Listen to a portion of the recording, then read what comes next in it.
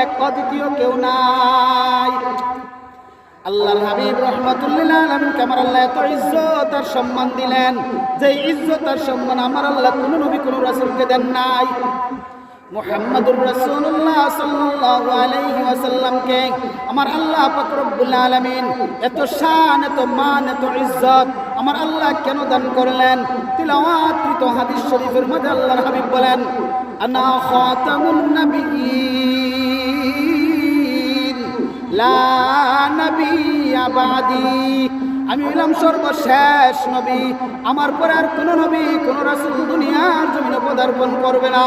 সুতরাং আমার আল্লাহ পাক রব্বুল আলামিন যত সব ইজ্জত আর সম্মান আমার আল্লাহর পরে যার শান মান মর্যাদা সমস্ত মাখলুকাতের উপরে আমার আল্লাহর নিচে, তিনি হলেন মুহাম্মাদুর রাসূলুল্লাহ সাল্লাল্লাহু আলাইহি ওয়াসাল্লাম। আদামু সফিউল্লাহ, ইব্রাহিম খলিলুল্লাহ, আমাদের নবী হাবিবুল্লাহ।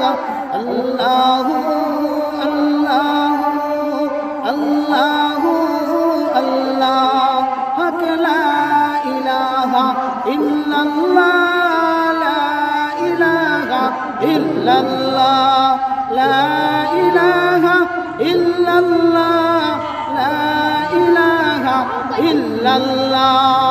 ও দোস্ত বুজুর্গ ভাইগণ বন্ধুগণ আমার হাজিরিনে মজলিস, আল্লাহর হাবিবকে আমার আল্লাহ পাক রব্বুল আলামিন এত ইজ্জত আর এত সম্মান আমার আল্লাহ দান করলেন। আল্লাহর হাবিব রাহমাতুল্লিল আলামিনকে আমার আল্লাহ বলেন, ওগো নবীজি হাবিবুল্লাহ, একমাত্র আপনি 1% নবী, কুল কায়নাতের মাঝে সমস্ত মাখলুকাতের উপরে আপনার ইজ্জত আর সম্মান। ওগো নবীজি এত ইজ্জত আর সম্মান আমি আল্লাহ কোন নবী কোন রাসূলকে দেই না।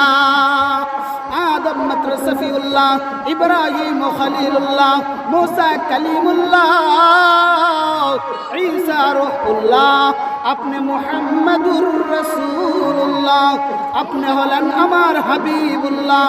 আমি আপনার প্রেমে দিওয়ানা, আমি আপনার প্রেমে পাগল পাড়া। ওগো নবীজি আদম নবী আমি আল্লাহর প্রেমে দিওয়ানা, মুসা পয়গম্বর আমি আল্লাহর প্রেমে দিওয়ানা, ইব্রাহিম খলিলুল্লাহ আমি আল্লাহর প্রেমে দিওয়ানা, আর আমি আল্লাহ আপনার প্রেমে দিওয়ানা। সুবহানাল্লাহ। এই জন্য ভাই দোস্ত বুজুর্গ, আল্লাহ পাক রব্বুল আলামিন এত ইজ্জত আর সম্মান আমাদের নবীকে দান করলেন, যেই নবীকে আল্লাহ পাক রব্বুল আলামিন শুধু দুনিয়ার জমিনে ইজ্জত সম্মান বাড়িয়েছেন এরকম নয়,